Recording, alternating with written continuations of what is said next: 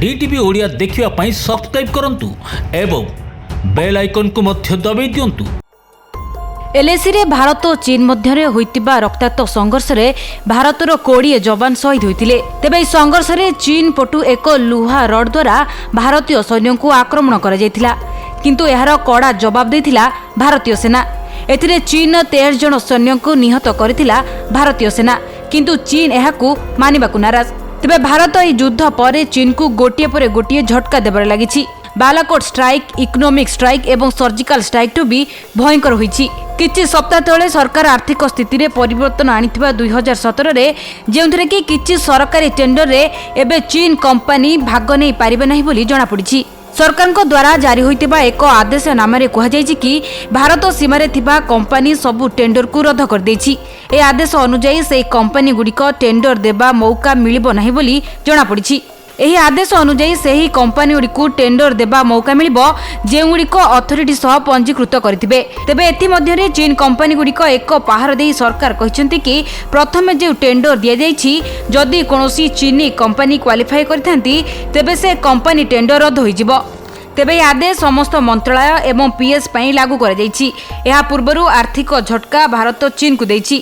एक रिपोर्ट अनुसार भारत सरकार छोट छोट पिलांग पई आसुथिबा खेलना, फर्निचर, प्लास्टिक जिनिस एहा उपरे कटकणा लगाइछंती। जदि चीन कथा कह जाए तेबे भारत प्रति वर्ष चाइना ठू $51 बिलियन जिनिस किनिथाए। तेबे जदि आगु को यह भारत बंद कर दिए तेबे चीन को 40 ରୁ 50 बिलियन डॉलर झटका लागि पारे। चीन को सबक शिखाइबा पई केंद्र सरकार परोक्ष रूप से बंदर गुड़िकर जांच करुछंती, जेउथि पई कि चीन सामग्री गुड़िक बिक्री करिबारे विलंब हेउछि। तेबे एबे भारत सह शत्रुता करिबा चीन को एबे महंगा पड़िछि। चीन कंपनी टेंडर खारज करा जिबा, चीन मोबाइल ऐप उपरे कटकणा लगा जिबा परे चीन सामग्रीर आमदानी ह्रास निमंते भारत आरंभ करछि पदक्षेप। भारत सरकारक ए निष्पत्ति देशर शिल्प समुदाय निमंते भल वार्ता आनिथिबा बेले आत्मनिर्भरशीलता दिगरे बड़ पदक्षेप बोली कहा जाउछि। चीन आमदानी होइतिबा सामग्री ह्रास सह एहार मान जांच करिबा निमंते सरकार पदक्षेप ग्रहण करिबाकू आरंभ करछंती। चीन आसुथिबा सामग्री एणिकी सीधा सड़क भारत में ओह्लाई पारिब नाही। यह आमदानी हेबा पूर्वरु एहार मान जांच करा जिवो। जदि एहार मान ठीक थिबो ताहाकू भारत में व्यवसाय निमंते अनुमति मिलिबो। अर्थात मान निर्धारक बा क्वालिटी कंट्रोल जरिया चीन सामग्रीर आमदानी उपरे प्रतिबंधक लगाजिबो। तेबे केंद्र सरकार को खाउटी मंत्रालय अधीनस्थ बीआईएस अर्थात भारत मानव ब्यूरो चीन आमदानी होतिबा सामग्रीर लंबा सूची दैछंती। एहा परे एहार मान जांच निमंते कठोर पदक्षेप ग्रहण करा जायछि, जेपरि चीन निजर खराब मानर सामग्री भारत रे बिक्री करि परिबो नाही। कुआ जाउ जे सब मंत्रालय को चीन रो आमदानी होतिबा सामग्रीर तालिका प्रदान करा जायछि। मार्च 2021 पर्यंत चीन आमदानी होतिबा सब सामग्रीर कड़ा कड़ी जांच करा जिवो बोली जणा पड़िछि। या सहित देशर 7टी बड़ बंदर उपरे सरकार सतर्क दृष्टि रखिबाकू निर्देश दैछंती। भारत मान क्यूर और बहिशुल्क अधिकारी मिलित भावरे चीन आमदानी सामग्री उपरे दृष्टि रखिछंती। जेउ सामग्री गुड़िकर गुणवत्ता भारतीय अधिकारी संतुष्ट न हेबे ताहाकू बंदर रे ओल्हाजिबो नाही बोली कहा जायछि। एबे जणा पड़ुछि कि भारत चीन विरोध में आर्थिक पदक्षेप नहीं पारिबो।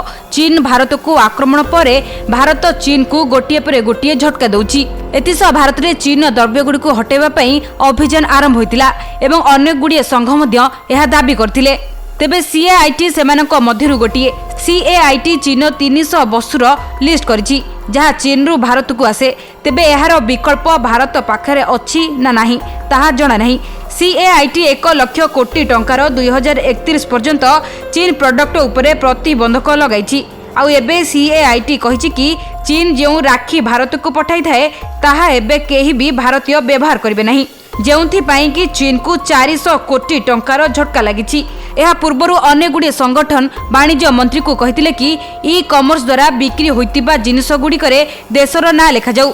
यह परे कंज्यूमर एक्ट 2019 लागू करागला। एही पदक्षेप परे चीन को विरोध करिबा आरंभ होइतिला। पूर्व भारत चीन उपरे क्रोध प्रकाश करथुवा बेले एही पदक्षेप परे जेउ प्रोडक्ट ऑनलाइन ऑर्डर करे जाउछि सेगुडी को चीन तैयारी करिछि ना नाही एथिपई चीन अनेक योजना उपरे भारत सरकार रोक लगाइछंती।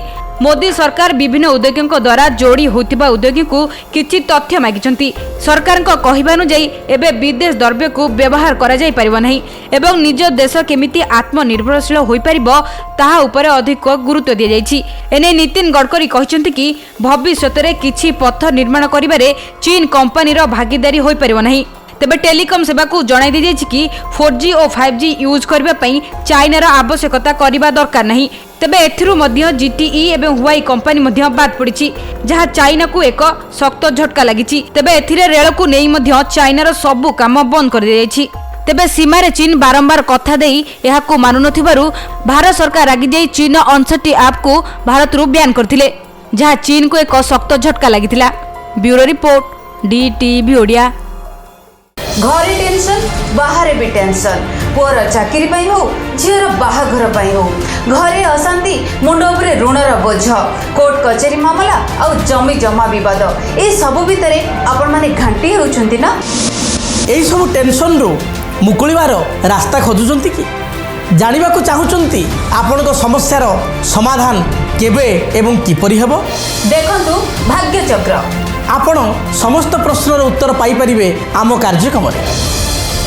भाग्यचक्र प्रति मंगलवार गुरुवार रविवार राति 9टारे केवल डीटीवी ओडिया रे। डीटीवी ओडिया देखिवा पई सब्सक्राइब करंतु एवं बेल आइकन को मध्य दबाई दियंतु।